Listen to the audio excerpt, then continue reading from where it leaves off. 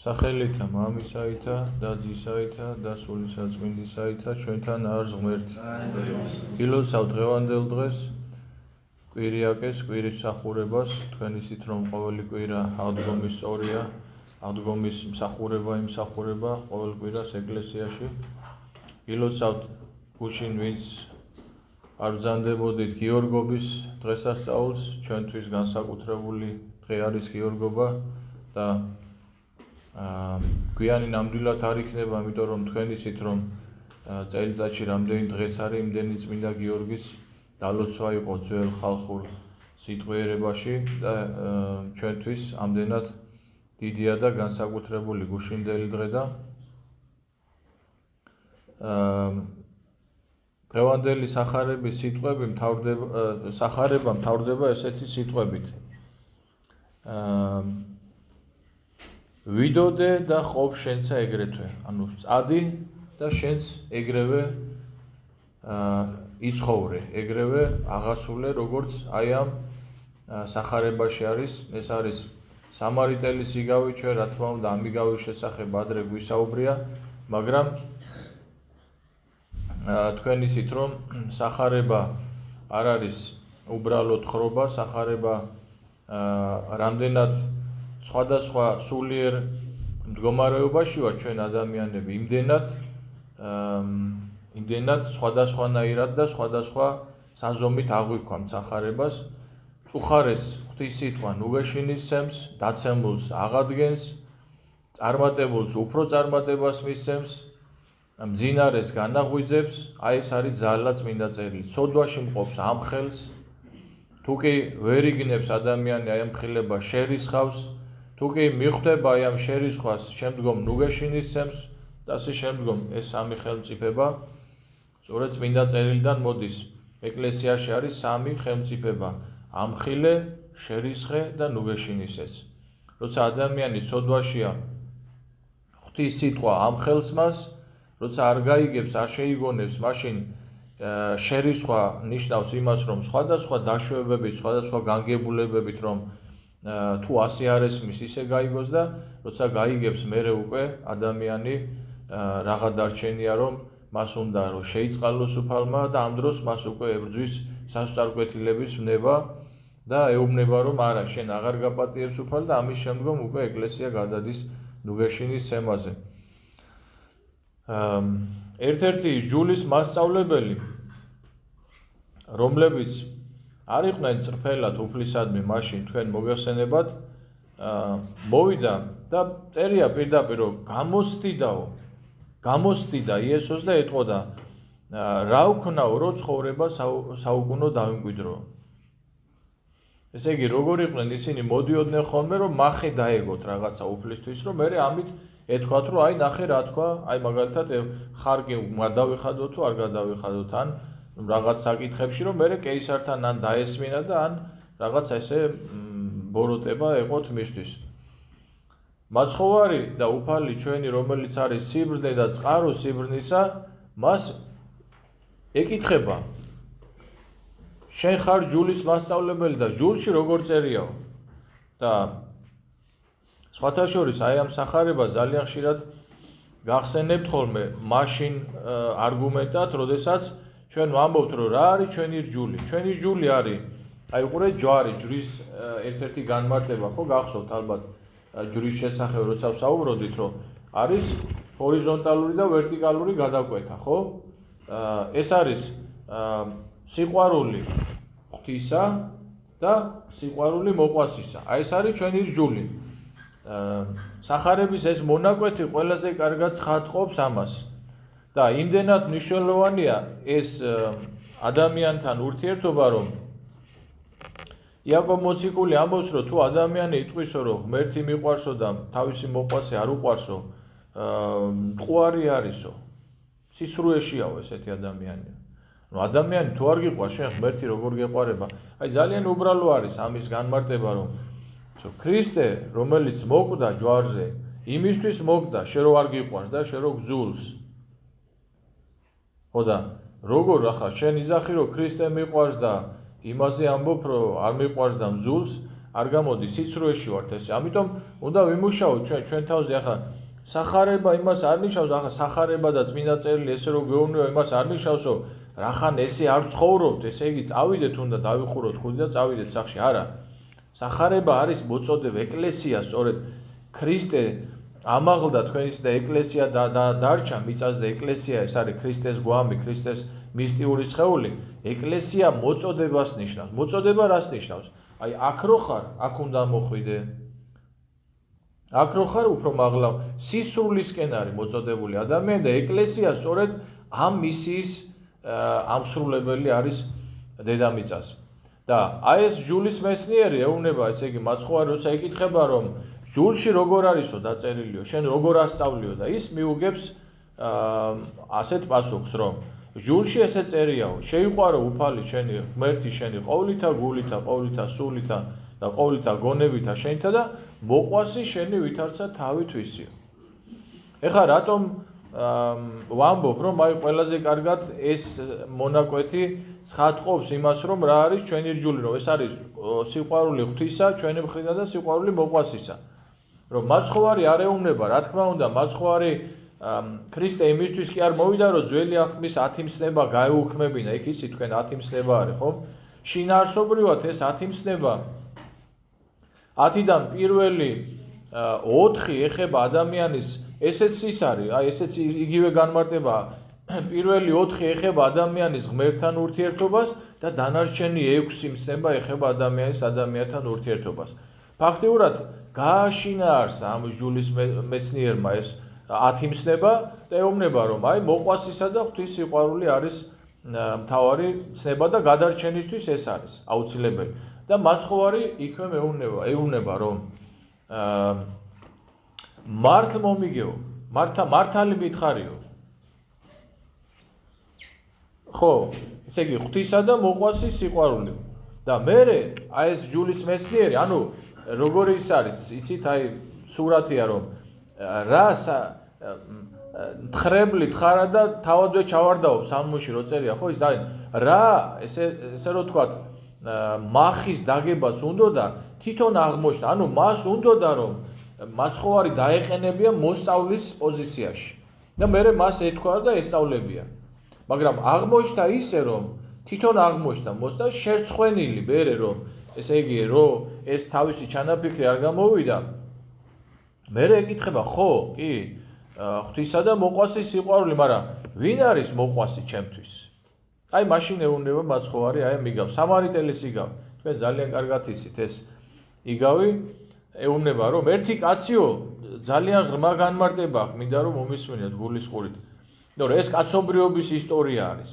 ეს იგავი არის კაცობრიობის ისტორია. მაცხოვარი ეუბნება რომ ერთი კაციო იერუსალიმიდან იერიქონში მოდიოდაო. იერუსალიმის ქალაქია და იერიქონის ქალაქია. და გზაზეო ავაზაკები დაესხნენო, ხო და დააწყლეს, ანუ დააჭრეს და გვემეს და აი ესეთ ნაგვემი დატოვესო. მერეო ჩამოიარა მღვდელმაო, იხილა იგი და თანაც არხდა.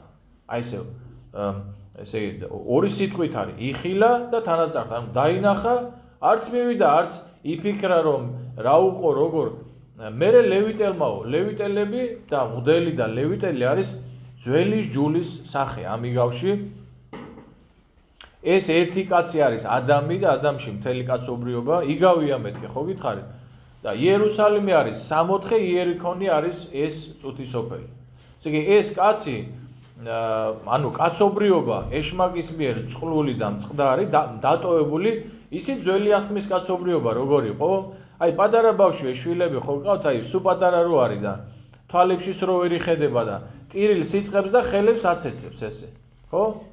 და რატომ შვება ამას, რომ შველას ეძებს? იქ მე ან დედა მისცემს იმას, რაც ჭირდება, ან მიციქნება, ხო? აი ამ მდგომარეობაში იყო ძველი აღთქმის კაცობრიობა. წარმოიდგინეთ, რომ ყველა მიცოდა, რომ ჯოჯოხეთში სიკვდილის შემდგომ ჯოჯოხეთში მიდიოდა. ანუ საშველი არ იყო. აი როგორც ესეთი პატარა ატირებული ბავშვი, აი ესე ხელებს ასეცებდა, რომ ანუ ძველი ჯული ვერ შველიდა აი ამ ესე რომ თქვა ეშმაკის მიერ იერუსალიმიდან იერიქონში მიმოვალ ადამიანს. ძველი ჟული ვერ კურნავდა. აი ეხა ხო მოდიხართ ეკლესიაში, ხო? სოდვათა შენდობას იღებ 7 საიდუმლო ეკლესიაში თავიდან იბადები. აი ნათლობა სხვა არაფერი არ არის. თავიდან იბადები, ხო? ვერ შეინარჩუნე ნათლობის შესამოსელი, აღსარება გაქვს. იცხოვრე დღენი ჩვენი ვითარცა დედაზარდლის საქსელი, ხო? ჩვენი დღეები რაც უფრო დრო გადის, მით უფრო ცოდვებში მძიმდებით. გაქვს კიდევ აგერ 1000 საშუალება გაქვს. ბერათ აღკვეცა მაგალითად მონაზვნად შედგომა, იგივე თავიდან დაბადება არის, ძალიან საიდუმლო რიტუალია. ანუ თავიდან იბადები. ძალიან ბევრი და ბოლოს ყველაფერს თავიდან ვანებოთ. აღსარება, გულწრფელი აღსარება. შენ გააქვს რომ ესე იგი ვითარცა ორბისა სიჭაბუკე განახლდეს შენი, ანუ მოდიხარ, ამბობ აღსარებას, როგორც ორბი წყალში, აი ესე ჩაყვინთავს ამოდის გაახალგაზრდებული. მოდიხარ ეკლესიაში, ამბობ აღსარებას და აბსოლუტურად გათავისუფლებული მიდიხარ აქედან. და როგორც გითხარით, ესე იგი, ეს ღვთელი და ლევიტელი არის ძველი აღთქმის ღვთისმსახურება, რომელმაც ვერ გამოიხსნა აი ეს მწყდარი კაცობრიობა. რაც შეეხება სამარიტელს, რომელზეც შემდგომ ამბობს უფალი, რომ მერე სამარიტელმა გამოიარაო და შეეწყალო, აი ამაზე მინდა თქვენი ყურადღება გავამახვილო, იმიტომ რომ სამარიტელები, ჩვენ სამარიტელებზე გვისაუბრია, ძალიან საზიზღარი სახეები იყვნენ ებრაელებისთვის სამარიტელები. ამას გარკვეული ისტორია აქვს, მე ახლა ამას აღარ გავაგრძელებ, სიტყვა გამიგრძელდება. მოკლედ ძალიან ცუდი სახეები იყვნენ სამარიტელები და თავისი თავი მაცხოვარმა ამიგავში, სწორედ სამარიტელის სახით წარმოაჩინა. სამარიტელმა გამოიარაო და ერთადერთ მიზეზს ამბობს. რომელი მიზეზის, რა თქმა უნდა, ღვთელს და ლევიტელს ამხელს. ხო იქ არ წერია იხილა და თანაწართ, ანუ დაინახა, ერთადერთი მიზეზი იყო საჭირო, ხო ესე ამხრივაც რო თქვათ, განმარტება რომ რა არის საჭირო იმისთვის რომ ჩვენ დავეხმაროთ სხვას. უნდა შეგეწყალოს ადამიანი. ანუ უნდა შეგეცოდოს. თუ შენ გულს არ ეკარება ის, აი შეხედავი რა მდგომარეობაშია, ხო? თუ შენ გულს არ ეკარება, თუ შენ არ შეგეწყალა ადამიანი, შენ არ დაეხმარები მას. გაივლი და წახვალ, როგორც აქ წერია, ხო? იხილა იგი და თანაწართა შეწყალება და ჩვენ უნდა ვიცოდეთ, რომ უნდა შევიწყალოთ ერთმანეთი, იმიტომ რომ ერთადერთი მიზეზია, რის გამოც ქრისტემ აი ეს მწყდარი და ეს ნაგვემი და გაუბედურებული ადამიანი ესე იგი უმკურნალა. ეს ადამიანი ჩვენ ვართ. აი ამას მივაქციოთ ყურადღება. ანუ ერთადერთი რის გამო ჩვენ დგევართ ახლა და ჩვენს უკან დგას ისინი ვინც დგანან და ჩვენ თავზე ჭერი გვახურავს და გვაცვია, გვახურია, საჭმელი გვაქვს, სასმელი გვაქვს, ცოცხლები ვართ, გვესმის, მეტყველებთ, ხედავთ, მოძრაობთ და ასე შემდგომ და გვაქვს ესე იგი შემოქმედებითი ნიჭი, ერთადერთი მიზეზი ამის არის ის, რომ ჩვენ შეგვიწყალა უფალმა. თორე აბა ნახეთ რას ვკითხულობ, უკვე თუ უსჯულოებათებრ მიაგებდე უფალო ვინმე დაუთმოს. ძალიან მძიმე ცოდვებში ვართ ყველანი, მაგრამ ღმერთ ჩვენ ვეწყალით. აი ამას მივაქციოთ ყურადღება, იმიტომ რომ როდესაც სხვა ადამიანზეა საუბარი და ეხა მოყვასთან ურთიერთობაზეა, სწორედ ეს იგავი რომ შენ უნდა შეიწყალო სხვა. აუცილებლად უნდა შეიწყალო. იცით რატომ? იმიტომ რომ შენ შეწყალებული ხარ. შენ რო შეწყალებული არ იყო, ეხა აქ არ იქნებოდი, ფეხზე არ იდგებოდი. ხომ ხვდებით რასაც გვასწავლის ეს იგავი. და სამარიტელიო მივიდაო, აქ უფრო ღრმა განმარტება აქვს, ზეთი და ღვინო დაასხაო. ესე იგი შეწყალებაზე ვთქვით, ზეთი ზოგადად ბიბლიაში არის მოწყალების სიმბოლო, ზეთის. ღვინო არის ის რომ ქრისტემ ჩვენთვის სისხლი დაღვარა, ხომ? ამიგავში. და ახსვაო თავის კარაულზეო, კარაული ვირს ნიშნავს და მიიყვანა სასტუმროში. აი ეხლა მინდა რომ ყურადღებით მომისმინოთ, იმიტომ რომ ეს სასტუმრო არის სწორედ ეკლესია. ესე იგი ქრისტე მოვიდა ამ ქვეყნიერებაზე, მოიძია ეს მწყდარი ეშმაკის მიერ მოწყლული ადამიანი, კაცობრიობა, დაასვა თავის კარაულზე, ანუ თავისი მოძღვრებით დააყენა ფეხზე და მოიყვანა ეკლესიაში, მოგვიყვანა ეკლესიაში. სასტუმრო ეკლესია. სასტუმროს მეპატრონესო 2 დრაქანი მისაო, დრაქანი ფულის ერთეულია და 2 დრაქანი ეს არის ძველი და ახალი აღთქმის ჟული. აი მე მიყურებთ, ხო? ხან ძველი აღთქმის შემთხვევაზე ვსაუბროთ, როცა მოძღვრება გვინდა რამე რომ გითხრა დაგიხსნათ, ხან ახალი აღთქმის. ანუ ორი დრაკანი ეს არის ძველი და ახალი აღთქმის მოძღვრება. სასტუმროს მეპატრონე ეს არის მღვდელი, რომელიც იღწვის, ანუ ქრისტემ თავისი ცხოვარი მოიყვანა და ჩააბარა ეკლესიას და უთხრა ესეთ სიტყვები, ეს უკვე ჩვენ გვეხება. იღვაწე იგი, ანუ მიხედე ამას და თუ რაიმე დაგაკლდება, აქეთ რომ მოვალ, მერე მოგცემ. ანუ დიდია საზღაურიც ეკლესიის მსახურის, როდესაც აი სწორედ ამ გაგებით ეკიდება ეკლესიაში მოსულ ადამიანს, რომ ჩვენ ყველანი აი ესე ვართ, ეშმაკის მიერ და ეს ერთგზის კი არა, მრავალგზის ხდება ეს. ჩვენ მოვდივართ წყლული, ქრისტე მოგვიძიებს, მოგვიყვანს ეკლესიაში და მერე ჩვენ გვეუბნება, მიხედი ამას. ვიხდით? აქ კი მე მინდა რომ ჩემი თავი დავიტირო ამ შემთხვევაში, იმიტომ რომ არ ვიცი ჩვენ ეკლესიაში აი ესე ქრისტეს მოყვანილ ადამიანებს რამდენად ვიღწვით. აი არ ვიცი ნამდვილად და მე მინდა რომ აქ მე მინდა რომ შენდობა ვითხოვო უფლისაგან და თქვენც ითხოვეთ. კიდევ ერთხელ მინდა რომ შეგახსენოთ, რომ აი გაიაზრეთ რამხელა პასუხისგებლობა არის მოძღვრის. ნუ ქრისტემ მოიძია ის, მოიყვანა ეკლესიაში და მერე უკვე შენ უნდა იღვაწო მისთვის და ამიტომ კიდევ ერთხელ მინდა გთხოვოთ, რომ მოძღვრისთვის ლოცვა შეგახსენოთ. მე ვიცი რომ თქვენ არ ლოცულობთ მოძღვრისთვის. ძალიან გრილი ვარ ჩვენ ამ საკითხებში ყველანი. ჩვენ არც კი წარმოგვიდგენია რომ მოძღვარს ლოცვა ჭირდება, ამიტომ მინდა რომ გთხოვოთ ეს რომ სადაც გაგახსენდებათ, როგორც იქნება, რაც იქნება, ხა დილა საღამოს ლოცვებს რო კითხულობდეთ, იქ არის წერია, იქ მოძღვრის ლოცვა და იქ იტყოთ, მაგრამ ვიცი რომ არ კითხულობთ. ვიცი რომ ზოგიერთი რაღაცა დასაწყის კითხულობ, ზოგი ხანდახან ისეთ რამეს მეტყვის, რომ ზრდასრული ადამიანი რო აი ახალი მოსული, აი პატარა ბავშვი რო არის, აი წაიკითხე დილით მამაო ჩვენო რაღაცა და სიცხვილეა ისეთ მოძღვრისთვის ლოცვა ვიღას ახსოვს, ხო?